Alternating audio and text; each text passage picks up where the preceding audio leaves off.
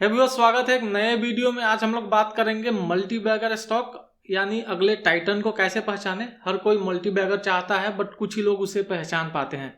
Share market में हर एक investor का सपना होता है कि ऐसा स्टॉक मिल जाए जिससे कि उसकी वेल्थ कई गुना बढ़ा दे, लेकिन सच्चाई यह है कि ये तेजी या फिर मल्टी बैगर नहीं होती। मार्केट में रोज नई कहानियां आती है, नई ट्रेंड बनते हैं, बट उसमें से कुछ ही कंपनियां सालों तक टिकती हैं और वेल्थ बनाती हैं। तो आज हम लोग सीखेंगे 7 ऐसी चीजें जो एक मल्टीबैगर की पहचान करती हैं, ताकि आप जब अगली बार किसी स्टॉक को देखें तो अंदाजा लगा सकें कि ये टुमारोज टाइटन बन सकता है कि नहीं। तो सबसे पहले हम लोग ये समझते हैं कि मल्टीबैगर क्या होता है। मल्टीबैगर वो स्टॉक्स होता है जो कि आपकी वेल्थ को कई गुना से बढ़ा सके। मल्टीबैगर कोई जादू नहीं होता, ये कंपाउंड ग्रोथ का साइंस है। जब कोई कंपनी साल दर साल अपने प्रॉफिट, रेवेन्यू और मार्केट शेयर को स्टडी पेस पर बढ़ाती रहती है तो उसका स्टॉक प्राइस भी उसी दिशा में चलता है।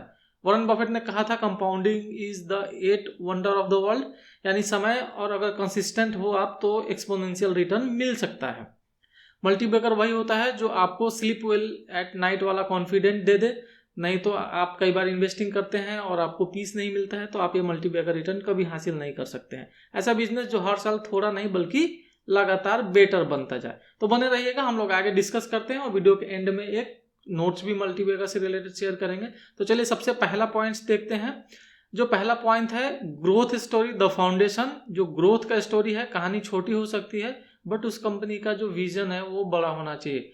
हर मल्टीबैगर एक इंस्पायरिंग स्टोरी से शुरू होता है, ऐसी स्टोरी जो रियल लाइफ प्रॉब्लम्स को सॉल्व करती हो या किसी इंडस्ट्रीज को नया शेप दे। टाइटन ने अगर एग्जांपल ले तो टाइटन ने ज्वेलरी जो ट्रेडिशनल ज्वेलरी था उससे एस्पिरेशनल बनाया। डीमार्ट ने रिटेल को ऑर्गेनाइज्ड किया। पेज इंडस्ट्रीज ने कंफर्ट को लाइफस्टाइल बना दिया। तो ऐसे ही हर सक्सेसफुल स्टॉक के पीछे एक क्लियर विजन होता है जिससे वो किसी एक समस्या का हल कर रहे होते हैं।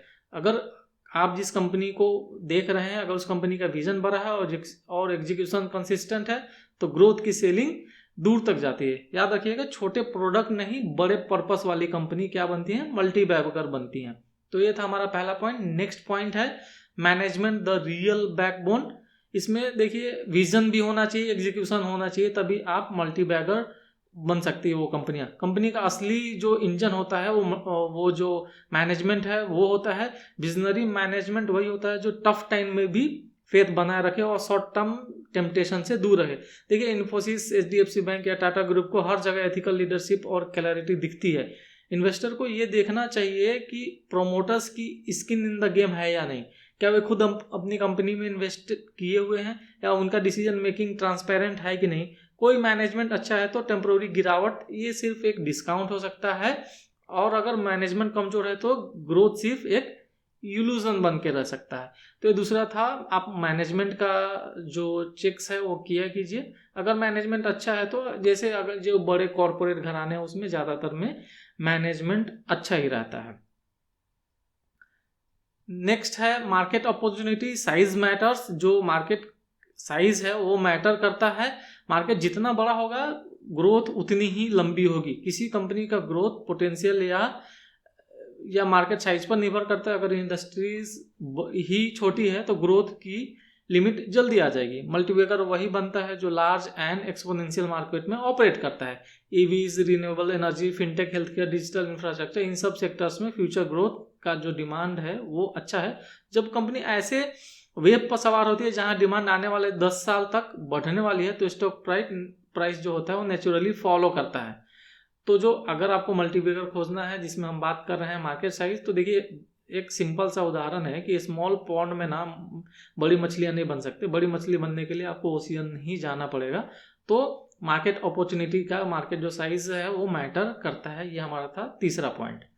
नेक्स्ट है competitive moats, the real as.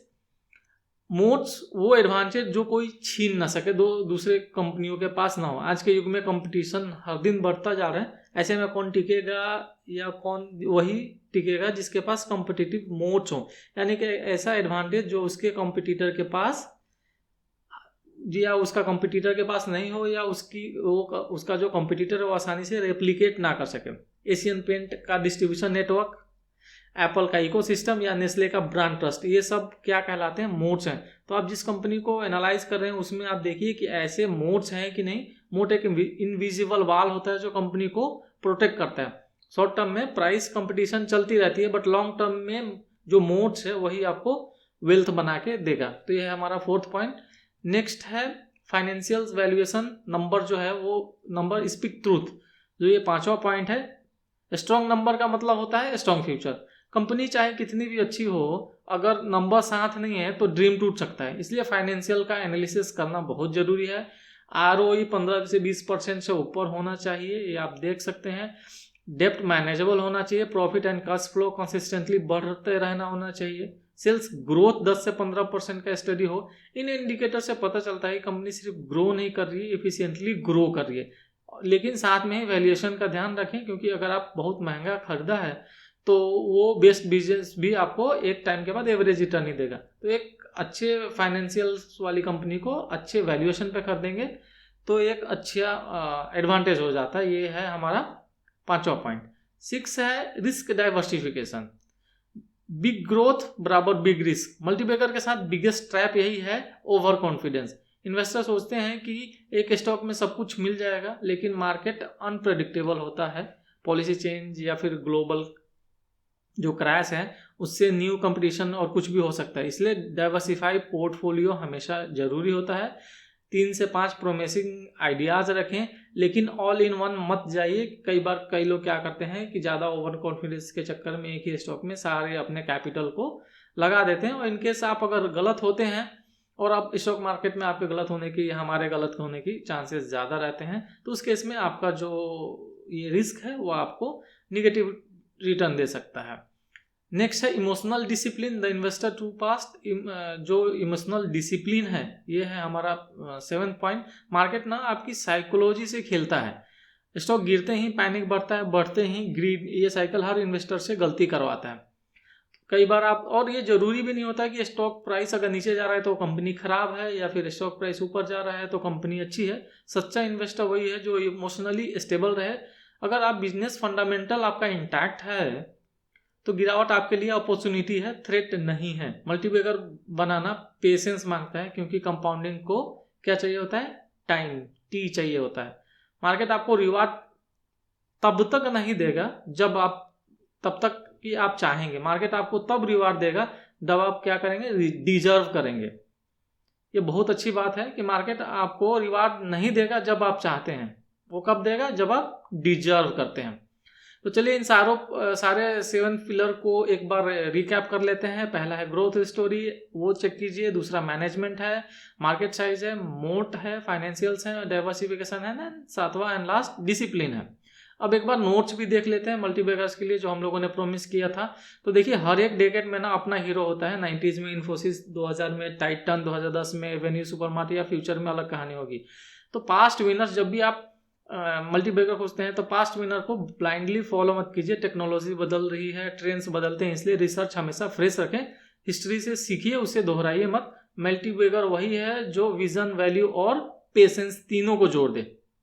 अगर आपका ये विजन, वैल्यू और पेशेंस तीनों जोड़ देंगे तो आपको श्योर है कि मल्टीबैगर रिटर्न्स मिल सकता है। एक सक्सेसफुल इन्वेस्टर जो हर एक कंपनी में यही क्वालिटीज अगर तलाशता है, या फिर जब भी आप कंपनी का एनालिसिस कर रहे हैं और ये 7 क्वालिटीज आपको मिल जाएं, सारे टिक्स पूरे हो जाएं, तो समझ लेना कि आप स्टॉक नहीं बल्कि एक वेल्थ जर्नी ढूंढ लिए हैं।